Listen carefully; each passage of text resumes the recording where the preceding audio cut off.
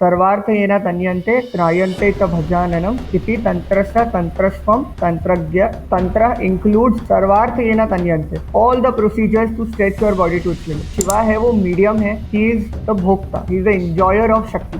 विराजो आदि पुरुषः विराज अजायतः, यानी विराज से पुरुषा का जन्म हुआ और पुरुषा से विराज का जन्म हुआ. तो एनर्जी क्रिएटेड द मीडियम और मीडियम क्रिएटेड द एनर्जी. तंत्र साधना जो है वो नॉर्मल लोगों के लिए नहीं. तंत्र में 3 भाव होते हैं, पशु भाव, वीर भाव और दिव्य भाव. तंत्र जो है वो भगवान शिव की वाणी है जो माता पार्वती ने सुना है. अंतकाल में भगवान का स्मरण करना बहुत डिफिकल्ट है. तारा जो है वो बिल्कुल काली की तरह है. तारा जो है शब्द ब्रह्मन का प्रतीक है. 3 पुरों में सबसे सुंदर त्रिपुर सुंदरी भुवनेश्वरी जो है पूरे ब्रह्मांड को संचालित कर. जब आप काली से लेके कमलात्मिका तक जाते हैं तब जाके आपको सारे कंफर्ट्स मिलते हैं. ओम हुम हनुमते, हुम जो शब्द है वो हनुमान को दिया गया है. तंत्र की पद्धति से हनुमान की पूजा अर्चना होती है. काल भैरव जो है वो क्षेत्रपाल के रूप में हमेशा पूजे जाते हैं. कहते हैं कि अगर कुछ गलत हुआ साधना करते वक्त तो देवी इतनी कोपित हो जाएंगी कि वो प्रकट होकर साधक का सर धड़ सा अलग कर दे. अगर आपकी कुंडलिनी जागृत हो जाती है तो एक तरीके से आपको सिद्धि प्राप्त हो जाती है.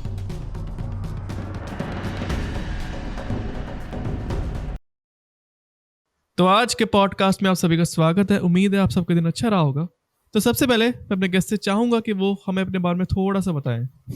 हाय एवरीवन, बहुत अच्छा लग रहा है पॉडकास्ट पर आकर. I am Mehul Vora. मैंने किताब लिखी है सीक्रेट गॉडेसेस ऑफ तंत्रा. ये तंत्रा के फिलोसॉफिकल इंटरप्रिटेशन पर आधारित है और साथ ही साथ दश महाविद्याओं के बारे में पूरी जानकारी आपको इस किताब में मिलेगी. दश महाविद्या का स्वरूप क्या होता है, दश महाविद्या की साधना कैसे करनी चाहिए, हर एक देवी का सिंबॉलिज्म से लेके हर एक स्टोरी से लेके सब कुछ काफी रिसर्च करके कंपाइल किया हुआ है. तो अगर मैं स्टार्ट करूं, अगर तंत्र के ऊपर हम इन डेप्थ डिस्कशन करें तो मैं चाहता हूं कि उससे पहले हम थोड़ा सा बेसिक जान लेते हैं. तो मैं चाहता हूं कि तंत्र क्या होता है, मंत्र क्या होता है और यंत्र क्या होता है, और ये तीनों चीजें एक दूसरे से कैसे इंटरकनेक्टेड है. ये तीनों चीजें ना बहुत बहुत इंटरकनेक्टेड है. पहले हम बात करते हैं मंत्र क्या होता है. हम सब जप करते हैं कोई ना कोई मंत्र, हम सब डेली लाइफ में जप करते हैं. मंत्र का अर्थ है मन त्रायते इति मंत्र, यानी वो जो अपने मन को कंट्रोल कर सके. अब मन को कंट्रोल करना बहुत जरूरी है क्योंकि भगवत गीता में कहा गया है कि अर्जुन कहते हैं कि मन मेरा इतना चंचल है कि मैं एक बार अपने गांडीव से वायु को कंट्रोल कर लूंगा लेकिन मन को कंट्रोल नहीं कर सकता. मन इतना कहते हैं ना डाइवर्ट होता है, इतना डिस्टर्ब होता है. अगर हम मन को कंट्रोल कर लेते हैं, माइंड को कंट्रोल कर लेते हैं तो हमारे जो स्पिरिचुअल लाइफ के जो सारे रास्ते वो खुल जाते हैं. योगी बहुत सालों तक योग करते हैं, तपस्या करते हैं. उनका अल्टीमेट गोल होता है कि मन पर कंट्रोल करना. कथा उपनिषद में एक एनालॉजी दी गई है कि हमारा जो शरीर है वो एक रथ की भांति है. हमारे जो ऑर्गन्स हैं वो घोड़े हैं. कुछ अच्छा दिखा हम वहां देखते हैं, कुछ अच्छी चीज दिखी हम वहां जाते हैं. हमारा जो सेंसेस है वो भागते रहता है इधर उधर इधर उधर. जो मन है वो रथ चला रहा है और जो सोल है, आत्मा है, वो सो रहा है. अभी आप एक इमेजिन करें कि आप एक बिना ब्रेक की गाड़ी चला रहे हैं, क्या होगा? एक्सीडेंट होगा. तो मन कंट्रोल कर रहा है एक बिना ब्रेक का रथ को. अभी हमें एज अ पैसेंजर उसको गाइड करना है, मन को रोकना है कि ऐसे नहीं ऐसे चलाओ, इस तरह से नहीं इस तरह से चलो. तो जब वो कर लेते हैं तो हमारी स्पिरिचुअल लाइफ की सारे रास्ते खुल जाते हैं. हमें इंस्टेंटली साक्षात्कार हो जाता है या सेल्फ रियलाइजेशन हो जाता है. मंत्र वो चीज है जो मन को कंट्रोल करने में मदद करता है. मंत्र का एक और अर्थ आता है, मंत्र आता है मनन से, यानी कंटिन्यूसली थिंकिंग.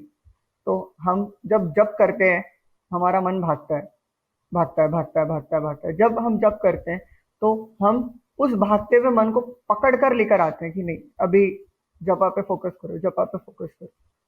तो मंत्र जो है वो और भगवान, उन दोनों में ना कोई अंतर नहीं है. कहते हैं ना कि आपका नाम और आपके स्वरूप में कोई डिफरेंस नहीं है.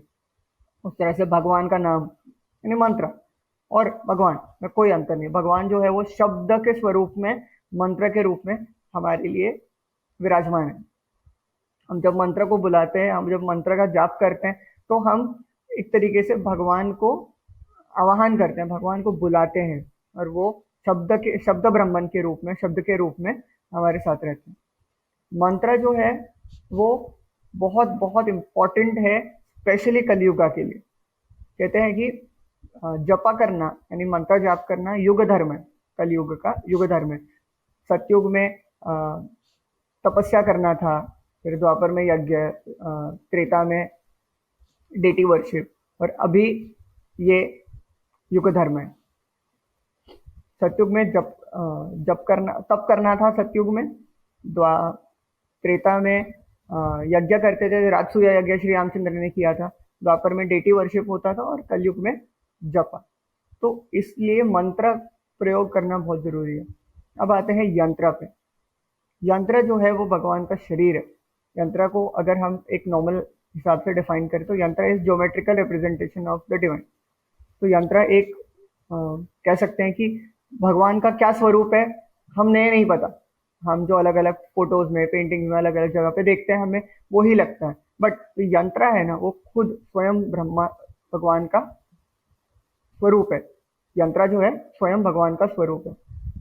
तो मंत्र और यंत्र दोनों मिलता है तब जाके आपका साधना शुरू होता है। तो मंत्र जप करना और यंत्र का पूजन करना, भगवान को यंत्र के रूप में स्थापित करना। अब आते हैं तंत्र क्या है। तंत्र को कहते हैं कि मंत्र जैसे मन को कंट्रोल करता है, वैसे तंत्र जो है वो हमारे शरीर को अपने लिमिट से ज्यादा स्ट्रेच करता है। तंत्र अगर आप देखेंगे तो हमेशा एक्सट्रीम कंडीशंस में ही किया जाता है। कई लोग पहाड़ों में रहकर करते हैं, साधना करते हैं, कई लोग समंदर के किनारे रहकर साधना करते हैं, एक्सट्रीम कंडीशंस में किया जाता है। कई लोग शमशान भूमि में रहकर साधना करते हैं। तो तंत्र जो है वो अपने शरीर को अपने लिमिट से ज्यादा स्ट्रेच करता है। सर्वार्थ येन तन्यन्ते त्रायन्ते च भजाननम इति तंत्रस्य तंत्रस्वम तंत्रज्ञ, यानी tantra includes सर्वार्थ येन तन्यन्ते, all the procedures to stretch your body to its limit। तंत्र में सारे प्रोसीजर्स है जो हमारे शरीर की फुल कैपेसिटी को एक्सप्लोर करने में मदद करते हैं। तंत्र जो है वो आपको निर्भय बनाता है, फियरलेस बनाता है। ये ही तंत्र है। ये तीनों मिल जाते हैं तब आपका साधना शुरू होता है। ओके, तो अकॉर्डिंग टू तंत्र, शिवा जो है, भगवान शिव जो है, रिप्रेजेंट करते हैं फॉर्मलेस कॉस्मिक कॉन्शियसनेस को, और जो शक्ति है वो रिप्रेजेंट करती है फॉर्म्ड मैनिफेस्टेड एनर्जी को। तो व्हाट इज द तंत्र philosophy of consciousness and energy? ठीक है, इसको हम साइंटिफिकली प्रूव करने की कोशिश करते हैं। फिजिक्स का एक रूल है, energy can not be created not destroyed. Correct, हम सब ने पढ़ा। एनर्जी जो है वो शक्ति स्वरूप है, शक्ति है एनर्जी। शिवा जो है वो मीडियम है। अभी एनर्जी को आप क्रिएट नहीं कर सकते, डिस्ट्रॉय नहीं कर सकते, बट यूज करने के लिए आपको एक मीडियम तो चाहिए। जैसे इलेक्ट्रिकल एनर्जी स्पेस में ऑलरेडी है, बट जब तक हम लाइट बल्ब यूज नहीं करेंगे, लगाएंगे नहीं लाइट बल्ब, हमें वो इलेक्ट्रिक एनर्जी का कोई फायदा नहीं होगा। सोलर एनर्जी, सन की एनर्जी है, ऑलरेडी है, लेकिन जब तक हम सोलर सेल्स को यूज करके उसको यूटिलाइज नहीं करेंगे, हमें उसका कोई फायदा नहीं होगा। तो इसी तरह से जो शिवा है वो मीडियम है, he is the Bhokta, he is the enjoyer of शक्ति। तो शिवा से शक्ति का मैनिफेस्टेशन होता है और शक्ति से शिवा का मैनिफेस्टेशन होता है। ऋग्वेदा में एक स्तोत्र है पुरुष सूक्तम। ऋग्वेदा में 10th मंडला में पुरुष सूक्तम में एक वर्स आता है, विराजो आदि पुरुषः विराज अजायतः, यानी विराज से पुरुषा का जन्म हुआ और पुरुषा से विराज का जन्म हुआ। तो एनर्जी क्रिएटेड द मीडियम और medium created the energy. We don't, it is interconnected, because बिना मीडियम के energy is old, energy is weak. Correct. जैसे हम धूमावती माता का स्वरूप देखते हैं, धूमावती इज ओल्ड वुमन, बुजुर्ग है, वीक है, कमजोर है। वो ब्यूटी, वो लश्कर नहीं है। क्यों? बिकॉज उनके साथ मीडियम नहीं है, शिवा नहीं है। धूमावती जो है वो विडो गॉडेस है, उनके साथ शिवा नहीं है। तो इस वजह से उनका जो फॉर्म है वो चार्मिंग, लस्टर, ब्यूटी, अपीलिंग नहीं है।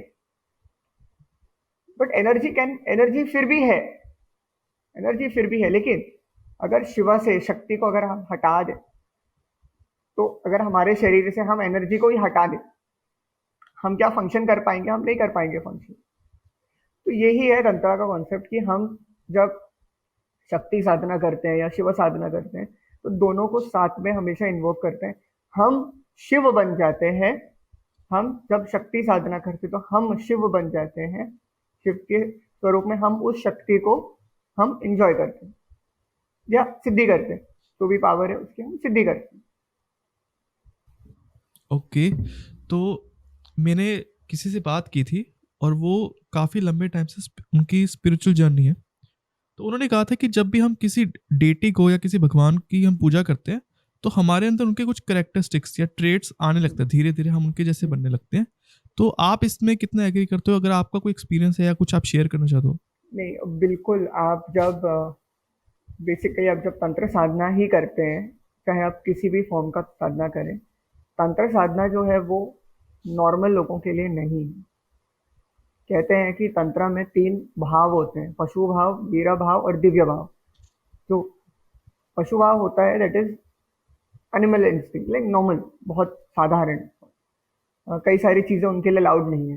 बट तो वीरा भाव होता है, वीरा भाव जो है वो वामाचार का स्वरूप है, वामाचार, लेफ्ट हैंडेड पाथ, वीरा भाव। तो वीरा भाव इज ओनली फॉर वीरा, यानी ब्रेव। जब आप तंत्र साधना करते हैं ना, आपके अंदर सबसे पहला कैरेक्टरिस्टिक आता है कि आपको डर निकल जाता है। आप किसी से नहीं डरते। कई बार कई सारे एनर्जीज होते हैं, कई सारे अलग अलग एंटिटीज होते हैं, कई सारे सिचुएशंस होते हैं, हम उसमें नहीं डरते जब हम तंत्र साधना करें। दूसरा, तंत्र साधना करने से आपका जो शरणागति है, सरेंडर है, भगवान पे जो विश्वास है, सरेंडर है, वो बहुत बढ़ जाता है। हम हमारा जो इन जनरल कैरेक्टरिस्टिक्स की अगर मैं बात करूँ, तो हमारा क्या है कि एक हमारा प्लान होता है, एक भगवान का प्लान होता है। हम क्या कहते हैं, मुसीबत आती है, हम बोलते हैं भगवान मेरी मदद करो, भगवान मेरी मदद करो। जब भगवान बोलते हैं ठीक है मैं आपकी मदद करने जा रहा हूँ, वो जब तक अपना सेंटेंस कंप्लीट करते हैं, भगवान को बोलते हैं आप छोड़ दो, मैं कर लूंगा। हम कभी सरेंडर नहीं करते, भगवान की शरण में नहीं जाते। हम अगर भगवान को अपना, भगवान ने तो पूरा सृष्टि का निर्माण किया है, यूनिवर्स पूरा मैनेज कर रहे हैं। हमारे जो ह्यूमन बॉडी सबसे कॉम्प्लेक्स बॉडी है, उसको भगवान ने क्रिएट किया। तो हम अगर कहते हैं कि भगवान आप हमारे लिए प्लान करो, भगवान आप हमारा सारी चीज़ें आप मैनेज करो, हमारी लाइफ को आप हैंडल करो, तो भगवान बहुत अच्छा आसानी से कर सकते हैं, उनके लिए कोई बड़ा टास्क नहीं। तो ये जो सरेंडर का जो भाव है ना, वो तंत्र साधना से आता है। दूसरा कैरेक्टरिस्टिक्स आपको तंत्र साधना से मिलता है कि आप पावर फील करते, यू फील पावरफुल। कई कोई भी सिचुएशन में हमें ऐसा नहीं लगता, हेल्पलेस नहीं फील होता, हमें कमज़ोर फील नहीं होता। हम अपने आप को पावरफुल फील करते हैं और हम उस सिचुएशन को बहुत आसानी से टैकल कर सकते हैं, डोमिनेट कर सकते हैं। तो इस तरह से कैरेक्टरिस्टिक्स आते हैं। और रही बात देवताओं की पूजन की और उनके कैरेक्टरिस्टिक्स को एक्सेप्ट करने की, तो बिल्कुल हमें हमारे जो इष्ट देवता है उनका कैरेक्टरिस्टिक्स हमें बिल्कुल अपनाना चाहिए, उनके बारे में जानना चाहिए, उनके बारे में पढ़ना चाहिए। जैसे हम बात करें श्री राम की, तो श्री राम मर्यादा पुरुषोत्तम है। जो लोग राम की पूजा करते हैं, राम की भक्ति करते हैं, उनको श्री राम के आदर्शों का पालन करना चाहिए, श्री राम के लाइफस्टाइल का पालन करना चाहिए। उसी तरह से आप जो देवता, जो आपके इष्ट हैं, आप उनकी पूजन करते हैं, तो आपको कहीं ना कहीं उनके विचारों के हिसाब से अपना जीवन व्यतीत करना चाहिए। ओके, तो आई एम क्यूरियस कि तंत्र का ओरिजिन हुआ कहाँ से है? What are the origins of tantra? तो तंत्रा का जो रूट है वो हमको अथर्व वेद में मिलता है। उसके बाद आगम शास्त्र है, आगम शास्त्रों से तंत्र का निर्माण हुआ।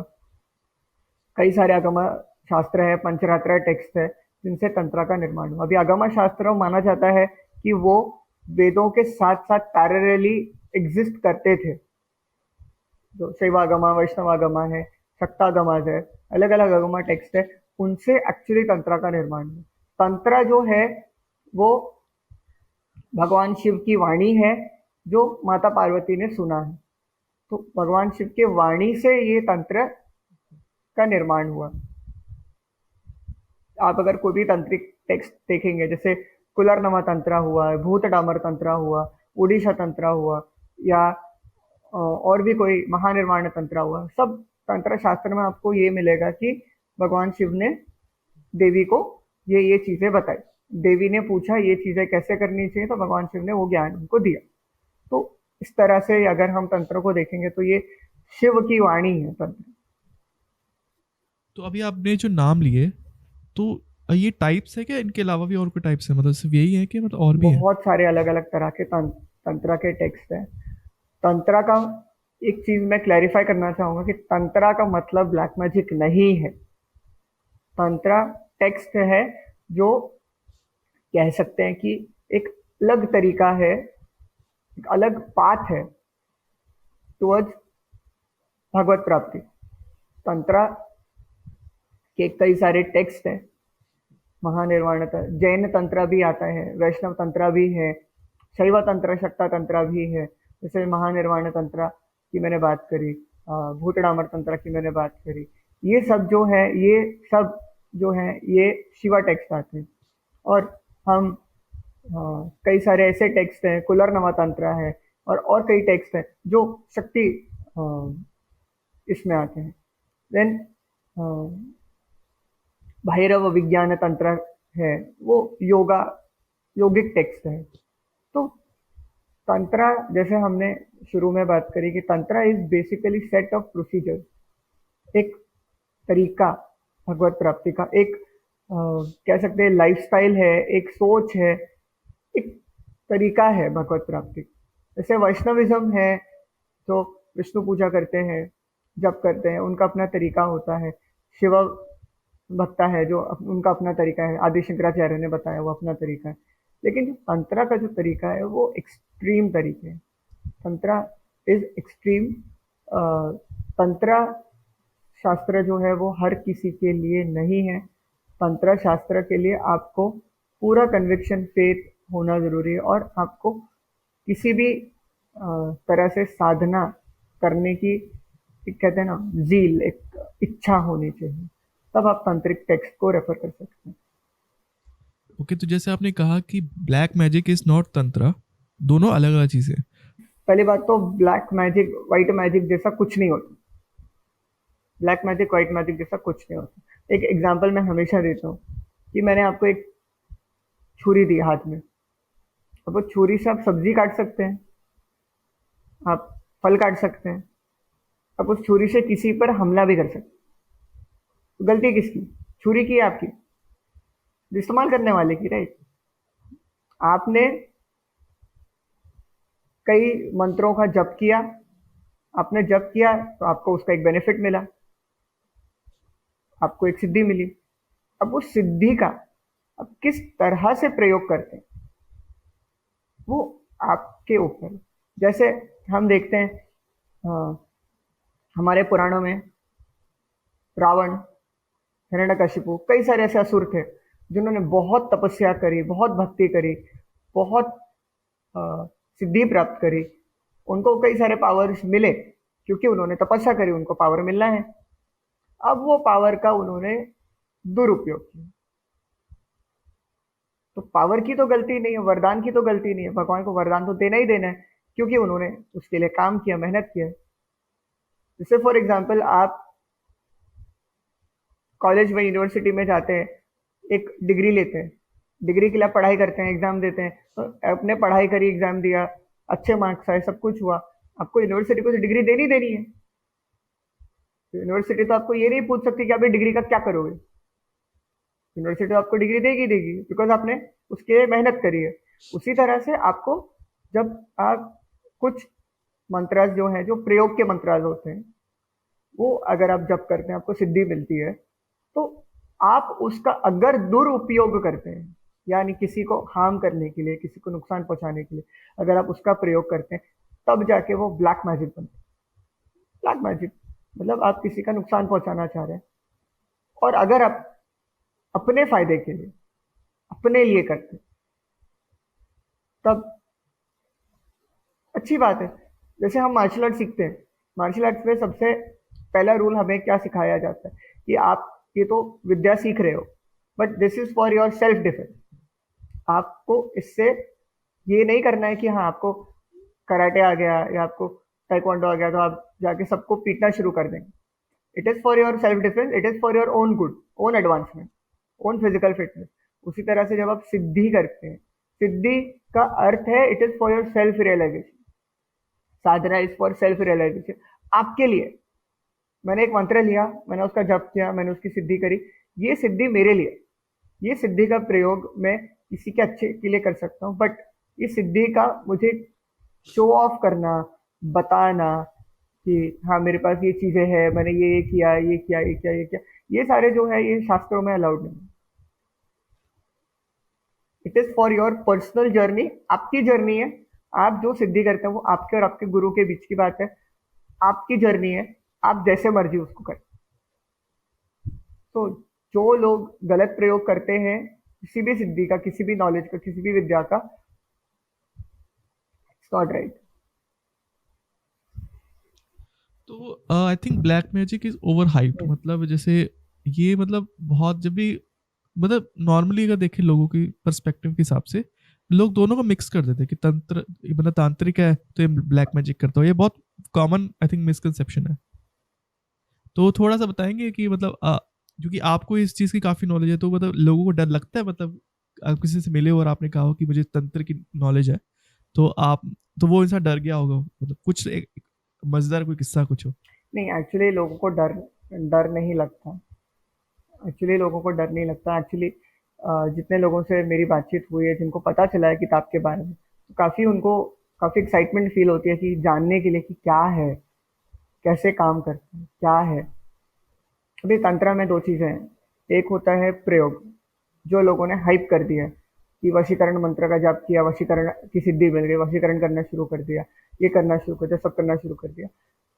इसमें भी एक चीज़ होता है कि अगर आप देखेंगे ना कि कोई भी अगर किसी भी तरह का प्रयोग भी करता है, तो जो प्रयोग है, जो मंत्र है, उसमें भी अपना एक लाइफ होता है, उसमें भी अपनी एक चेतना होती है। अगर आपने दुरुपयोग किया तो मंत्र का जो इम्पैक्ट है, जो पावर है, वो अपने आप कम हो जाता है। मंत्र की भी तो इच्छा होती है कि उसको करना है कि नहीं करना है। आपने तो करके बोल दिया कि आप यहाँ पर चले जाओ, ठीक है, मंत्र गया, फिर मंत्र की भी तो अपनी मर्जी है ना, मंत्र की भी तो अपनी इच्छा है। इस तरह से लोगों ने, हाँ बिल्कुल, लोगों ने बहुत हाइप कर दिया है कि तंत्र मतलब ब्लैक मैजिक, तंत्र मतलब कोई बाबा जी बैठे हैं यज्ञ करते हुए, कपाल रखा हुआ है, नींबू रखे हुए हैं, ये रखा हुआ ये लोगों ने पूरा ड्रामाटाइज करके मूवीज में ड्रामाटाइज करके हमें बता दिया। एक्चुअली में ऐसा कुछ भी नहीं होता। रियल तंत्र जो है वो हायर कॉन्शियसनेस है, हायर फिलोसफी है। तंत्र आपको सिखाता है नॉन डिस्क्रिमिनेशन, तंत्र आपको सिखाता है भगवत प्राप्ति का तरीका। तो ये जो हाइप है, ये बहुत गलत हाइप है। तंत्र कोई डरने वाली चीज है, तंत्र में कोई ब्लैक मैजिक या किसी भी तरह की चीजें नहीं है। हाँ, एक चीज है कि आप अगर तंत्र को छोड़ भी दें, अगर आप कोई भी शिव मंत्र ले लें या विष्णु मंत्र ले लें या कोई भी और मंत्र ले लें, तांत्रिक मंत्र नहीं हो, उसके भी अपने फायदे हैं। हम हनुमान चालीसा का पाठ करते हैं, क्यों पाठ करते हैं? प्रोटेक्शन के लिए पाठ करते हैं। क्या हमें प्रोटेक्शन नहीं मिलती? मिलती है, ऑफ कोर्स मिलती है। तो हनुमान चालीसा से भी हमें कुछ ना कुछ फायदा हो रहा है ना, उसकी भी एक तरीके से सिद्धि हो रही है। अगर आपने हनुमान चालीसा को या कोई और मंत्र को एक टाइम पीरियड तक कर दिया, मंत्र सिद्ध हो गया, वो चालीसा सिद्ध हो गई, उसके अपने फायदे आएंगे आपको। उसी तरह से तांत्रिक मंत्र की जब आप सिद्धि करते हैं तो कुछ बेनिफिट्स हर मंत्र के साथ आते हैं। जैसे हम महामृत्युंजय का जप करते हैं फॉर गुड हेल्थ, एक्सीडेंट से बचने के लिए, हमें उसका पूरा फायदा मिलता है, पूरा रिजल्ट मिलता है। वहीं अगर आपने कोई और मंत्र का प्रयोग किया जिसमें कुछ बेनिफिट्स है, तो उसका फायदा भी मिलेगा, डेफिनेटली मिलेगा। दूसरा, हाँ, अगर आप वेस्टर्न वर्ल्ड में देखेंगे तो तंत्र को कई लोगों ने, मैं नाम नहीं लेना चाहूंगा, बट कुछ लोगों ने इसको सेक्स के साथ जोड़ दिया है। कई लोगों ने इसको तांत्रिक मसाज के साथ जोड़ दिया है और कई सारी चीजें जोड़ दी। ऐसा कुछ नहीं है। तंत्रा और इसका कोई कनेक्शन नहीं है, कोई लेना देना नहीं है। मेरा यही इंटेंशन है कि ये जो मिसकंसेप्शन अराउंड तंत्रा है ना, ये हटने चाहिए। अगर आप तंत्रा देखेंगे ना, तो तंत्रा शास्त्र में, मेरी किताब में मैंने क्लियरली लिखा है, there is no sex in tantra, there is no sex. Tantra shastra, अगर आपको मैं एक एग्जांपल देना चाहूंगा कि वज्रोली मुद्रा करके है हठ योगा प्रदीपिका में। वज्रोली मुद्रा का अर्थ है that the man should not ejaculate. मतलब हम शास्त्रों में देखते हैं कि हमें ऊर्ध्व रेता होना चाहिए, मतलब जो हमारा लाइफ फोर्स है, लाइफ फोर्स हमें उसको वेस्ट नहीं करना है, हमें उसको ऊपर की तरफ लेना है। जितना वो प्रिजर्व होगा, जितना आपका तपोबल, आपका एनर्जी और बढ़ेगा। तो तंत्रा और तांत्रिक शिक्षा का कोई कनेक्शन नहीं है। This is complete nonsense, complete nonsense. Okay, तो entire tantric philosophy revolves around the Shiva and Shakti. So, can you explain the goddess of Dasa Mahavidyas? So Dasha Mahavidyas are 10 goddesses. They are Mahavidyas. Why they are called Mahavidyas? Because वो great wisdom है, विद्या है, knowledge है। तो हर एक देवी का, हर एक deity का अपना सिग्निफिकेंस है, अपना नॉलेज, अपना स्पेशलिटी है। जैसे आप बात करेंगे काली की, काली जो है वो पहली महाविद्या है। काली का अर्थ है काल रूपिणी, टाइम, गॉडेस ऑफ टाइम। काली कहती है कि, जैसे कुलरनव तंत्र में एक कहा गया है कि जो आपको कल यानी आने वाले कल में करना चाहिए वो आज कर लो।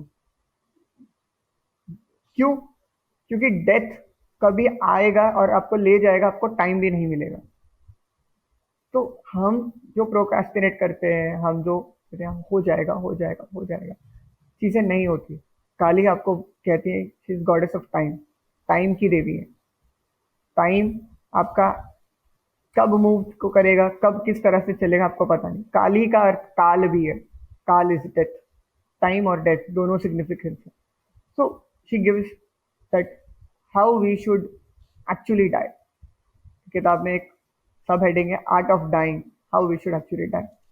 भगवत गीता में कहा गया अंत काले च मामेव स्मरणम सर्वमुक्त कले। अंत काल में भगवान का स्मरण करो, आपको उस तरह से आपकी भगवत प्राप्ति हो जाएगी। अंत काल में भगवान का स्मरण करना बहुत डिफिकल्ट है, इसीलिए अभी से प्रैक्टिस करने की जरूरत है। काली आपको कहती है, तारा, तारा जो है वो बिल्कुल काली की तरह है। तारा जो है शब्द ब्रह्मन का प्रतीक है, goddess of wisdom, goddess of knowledge, शब्द ब्रह्मन का प्रतीक है। देन त्रिपुर सुंदरी जो है ऑल अट्रैक्टिव, 3 पुरों में सबसे सुंदर Tripura Sundari. Then Bhuvaneshwari, eternal manager of the universe. Bhuvaneshwari जो है पूरे ब्रह्मांड का मैनेज करती, पूरे ब्रह्मांड को संचालित करती। छिन्नमस्ता कहती है that we should rise above material desires, और हमें हमारे अपने अंदर की जो सुषुम्ना नाड़ी है उसको पान करना जरूरी है। तो उसका अमृत हम पान करेंगे तो हमें इनलाइटनमेंट मिलेगा, हमें वो परफेक्ट योगिक सिद्धि मिलेगी, परफेक्ट योगिक परफेक्शन मिलेगा। भैरवी है, भैरवी है जो भय, भय को हटाती है, और साथ ही साथ भैरवी हमें नॉलेज, मंत्रास की सिद्धि और ये सारी चीजें प्रदान करती है। धूमावती, 7वीं महाविद्या धूमावती। धूमावती कहती है कि बिना शिवा के शक्ति रह सकती है, और बिना शिवा के शक्ति इस तरह से है। और बगलामुखी शत्रुओं पर विजय पाने के लिए आपको ज्ञान देती है। बगलामुखी कहती है कि हम अपने टंग को, जीवा को कैसे कंट्रोल कर सकते हैं। हमारा टंग जो, हमारा जीवा जो है वो सबसे सबसे खतरनाक है। एक भाषण दे दिया किसी ने, दंगा शुरू हो जाएगा। एक स्टेटमेंट पास कर दिया, कुछ ना कुछ प्रॉब्लम हो जाएगा। टंग हमारा ना तलवार से ज्यादा तेज। जितने वॉर्स हुए जबान की वजह से हुए, जीभ की वजह से हुए, जितने कॉन्फ्लिक्ट्स हुए इसके वजह से हुए, जितने कॉन्फ्लिक्ट सॉल्व हुए वो भी इसकी वजह से हुए। तो इस पर कंट्रोल करना बहुत इंपॉर्टेंट है। बगलामुखी वो कहती है, बगलामुखी का मंत्र है, बगलामुखी सर्वदुष्टानम वाचम मुखम पदम स्तंभ्य जीवाय, स्तंभ्य जीवाय। टंग को स्टॉप कर दो, टंग को रोक दो, टंग को स्टॉप कर दो। स्टॉप इसीलिए कर दो ताकि ये कुछ हार्म ना कर सके। भगवत गीता में कहा गया है कि हमें ऐसे बात करना चाहिए जिससे दूसरों को अच्छा लगे, प्लीजिंग टू अदर्स। हमें इस तरह से बात नहीं करना चाहिए कि हम किसी को हर्ट करें, हम किसी को तकलीफ पहुंचाएं। मातंगी, मातंगी कहती है everything impure is also pure. Matangi को उच्चिष्ट चंडालिनी कहते हैं, यानी झूठा चढ़ता है। मातंगी को झूठा चढ़ता है, झूठा चढ़ता है, यानी मातंगी कहती है कि everything impure is also pure. और प्लस मातंगी चंडालिनी है, चंडाल जाति जो है वो आउटकास्ट मानी गई है। तो मातंगी उस आउटकास्ट चंडालिनी, आउटकास्ट चंडाल को भी एक वर्शिपेबल पोजीशन पर लेकर आते हैं। तो anything that is outcast is pure, anything that is impure is pure. Then आखिरी महाविद्या है कमलात्मिका।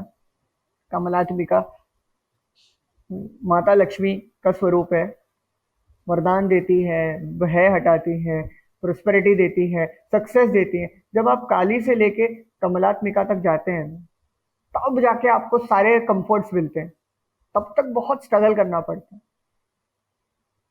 जब आप उस कंफर्ट लेवल पर आते हैं तो वो आपका आखिरी टेस्ट है कि अभी आपको नाम, शोहरत, पैसा सब कुछ मिल गया, आपको माता लक्ष्मी ही मिल गई। अब आपको माता लक्ष्मी चाहिए कि और आगे बढ़ना है।